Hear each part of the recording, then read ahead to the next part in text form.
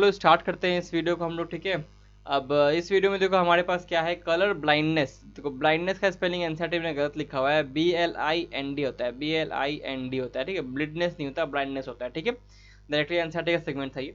Colour blindness में क्या लिखा है उसको देख लेते हैं। It is a sex linked recessive disorder होता है, एक्स क्रोमोसोम के ऊपर इसका पार्ट मौजूद होता है। Due to defect in the either red और green cone of eye resulting in failure to discriminate between red और ग्रीन कलर। हमारे आई में कोन्स होते हैं, कोन्स में रेड और ग्रीन कलर का जो ग्रीन को डिटेक्ट करने वाला जो कोन होता है उसका उसका डिटेक्ट नहीं कर पाता, डिफेक्ट होता है उस कोन में, ठीक है ना। इसीलिए कोई जिस इंसान को रेड ग्रीन कलर के ब्लाइंडनेस होगा उसको रेड और ग्रीन कलर नहीं दिखाई देगा, सही से डिफ्रेंशिएट नहीं कर पाएगा। वो लाल और हरा को सही से डिफ्रेंशिएट नहीं कर पाएगा, दोनों उसको सेम ही रंग के दिखाई देंगे। This defect is due to mutation in certain genes. ये होता है कुछ म्यूटेशन के कारण किसी सर्टन जीन्स के ऊपर।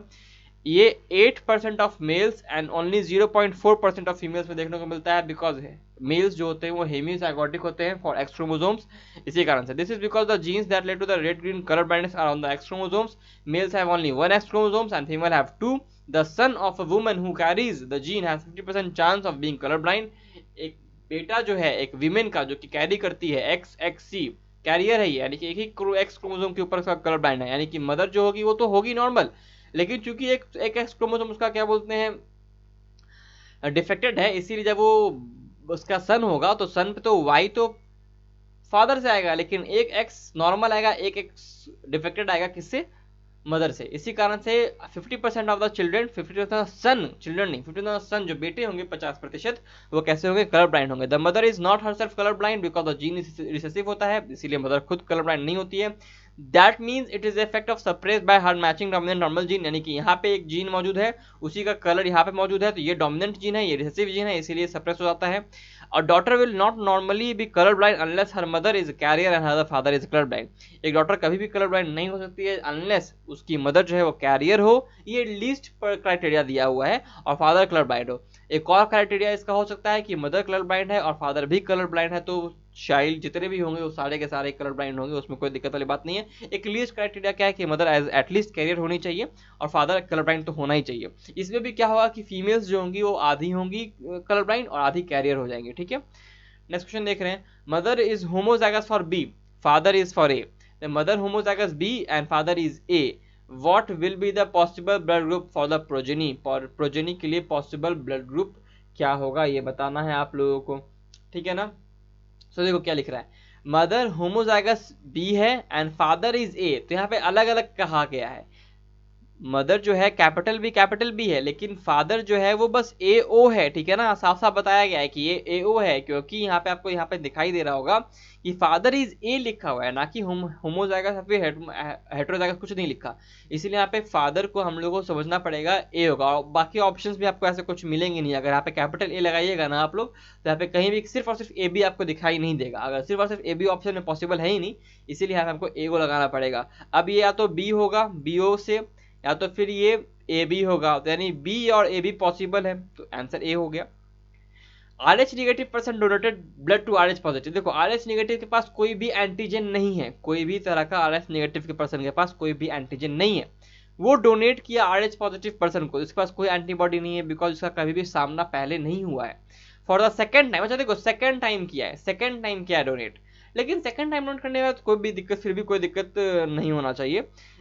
रीजन क्या है कि RH निगेटिव ही अगर फर्स्ट टाइम डोनेट किया था और सेकंड टाइम भी यही डोनेट कर रहा है, तो इसके पास कोई एंटीजन नहीं था, बॉडी को कभी भी एंटीजन का सामना करना ही नहीं पड़ा, तो इसलिए कोई एंटीबॉडी ये बनाएगा ही नहीं, इसलिए ब्लड कोगुलेट नहीं करेगा। Nothing happens to RH positive person, कुछ नहीं होगा उसे। RH factor is present in man and rhesus monkey, rhesus macacus monkey से ही RH नाम लिया गया है। If it is RH positive and mother is RH negative then, ये क्वेश्चन थोड़ा सा कंफ्यूजिंग वाला क्वेश्चन है। इसमें देखो यहाँ पे जो 2 वाला वर्ड है ना, ये 2 के कारण ना क्वेश्चन का आंसर थोड़ा बदल जाता है। Foetus is attacked by antibodies of, अगर होता ना ऑफ मदर ब्लड, तो ये आंसर बहुत सही होता है, आंसर सी हो जाता है, लेकिन ये आंसर ऑफ नहीं है, यहाँ पे सब जगह 2 लिखा हुआ है। इसी कारण एग्जामिनेशन बॉडी ने आंसर इसका ए दिया था, जो कि थोड़ा सा कॉन्ट्रोवर्शियल है, लेकिन फिर भी समझ लो। इसमें पहला स्टेप लिख दिया है। पहला स्टेप क्या होता है कि फीटस जो होता है ना अपना एंटीजन ट्रांसमिट करता है मदर्स ब्लड में, तो मदर्स ब्लड क्या करता है कि एंटीबॉडी बनाता है, और फिर ये एंटीबॉडी आकर के फीटस को खत्म करता है, फिर उसको एनीमिया देता है, एरिथ्रोब्लास्टोसिस फिटालिस डिजीज कॉज करता है, ठीक है। ये है तो पहला स्टेप यहाँ पे, इसलिए आंसर हो जाएगा लेकिन अगर यहाँ पे ऑफ होता तो आंसर शुड बी सी होना चाहिए था तब।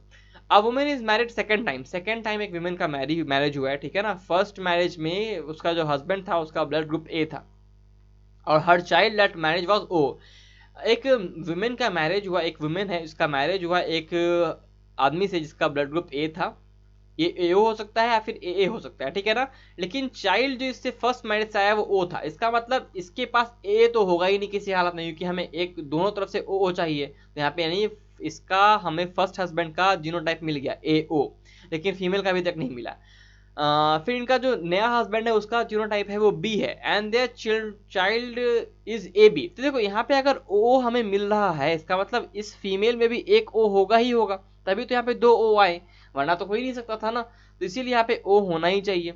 दूसरी बात, अगर नया हस्बैंड का जैसे कि यहाँ पे एक ओ हो गया तो दूसरा वाला हम लोग को पता नहीं है, लेकिन नया हस्बैंड का जो है वो क्या टाइप बी है, तो ये बी ओ हो सकता है या फिर बी बी हो सकता है, दोनों हो सकता है। यहाँ पे जो चिल्ड्रन का जो ब्लड ग्रुप है वो आ रहा है हमें ए बी, वो आ रहा है ए बी। इसका मतलब अगर हस्बैंड बी ब्लड ग्रुप का है तो ये वाला बी तो इसी से हस्बैंड से आएगा और ए वाला ब्लड ग्रुप जो है वो फीमेल से आने वाला है। इसका मतलब जो फीमेल का ब्लड ग्रुप है वो एओ टाइप का है जीनोटाइप, और ब्लड ग्रुप टाइप जो है वो है ए। हु डिस्कवर्ड आरएच फैक्टर, तो लैंडस्टीनर ने मेनली एवीओ टाइप डिस्कवर किया था और लैंडस्टीनर और विनर ने मिल करके आरएच फैक्टर डिस्कवर किया था। Next question, if one parent has blood group A the other parent has blood group be the offspring of which blood group the offspring have which blood group. देखो ए और be directly लिखा है तो हम लोग maximum condition को मान के चलेंगे, एओ होगा और बीओ होगा, इसलिए हमें हर ढंग के ब्लड ग्रुप को यहाँ पे देखने को मिलेगा। आंसर हो जाएगा इसका डी, ठीक है। The problem due to R H negative arises when the blood of mixup. अब देखो ये क्वेश्चन भी थोड़ा सा कंफ्यूजिंग क्वेश्चन है, ठीक है ना। मेरे हिसाब से इसका आंसर होना चाहिए बी और सी, ठीक है ना, क्योंकि ड्यूरिंग ट्रांसफ्यूजन के कारण हो सकता है प्रॉब्लम, या फिर प्रेगनेंसी के दौरान जो इरिथ्रोब्लास्टोसिस फेटालिस होता है उस कारण हो सकता है। लेकिन आंसर दिया गया है ए और सी एग्जामिनेशन बॉडी सीबीएसई के द्वारा। तो याद रखना कि इस क्वेश्चन का अगर ऐसा रिपीट होता है तो आंसर हो जाएगा डी, बोथ ए एंड सी। लेकिन अगर इन तीनों में से अगर ए बी और सी अगर आंसर रहता तो यहाँ पे बी और सी होना चाहिए था आंसर, ठीक है। एग्जामिनेशन बॉडी का आंसर डी है, लेकिन मेरे हिसाब से इसका आंसर बी और सी होना चाहिए, ये दोनों होना चाहिए। लेकिन ऑप्शन यहाँ पे कोई भी बी और सी को कंक्लूड नहीं कर रहे हैं, इसलिए मोस्ट अप्रोप्रिएट जा करके उन्होंने आंसर ए और सी दिया। टेस्ट ट्यूब में ऐसा कैसे हो सकता है भाई? तो टेस्ट ट्यूब में ऐसा देखो, RH the problem due to RH negative factor arises when the blood के बारे में बात कर रहा है। अगर टेस्ट ट्यूब में अगर हम लोग बात करें तो यहाँ पे हमको डायरेक्टली आता है दिमाग में कि टेस्ट ट्यूब बेबी के बारे में हम लोग बात कर रहे हैं, और टेस्ट ट्यूब बेबी में हम लोग ओवम और स्पर्म को मिलवाते हैं, ठीक है ना। तो यहाँ पे हम लोग कहीं ब्लड का बात नहीं करते, यहाँ पे कोई भी आरबीसी सेल है ही नहीं, तो इसीलिए टेस्ट ट्यूब को मैं नहीं कह रहा। बाकी जहाँ तक टेस्ट ट्यूब में प्रॉब्लम होने के बाद है तो प्रॉब्लम बिल्कुल हो सकता है जीन्स के ऊपर, ठीक है। इसीलिए आंसर मोस्ट अप्रोप्रिएट करके डी दिया है।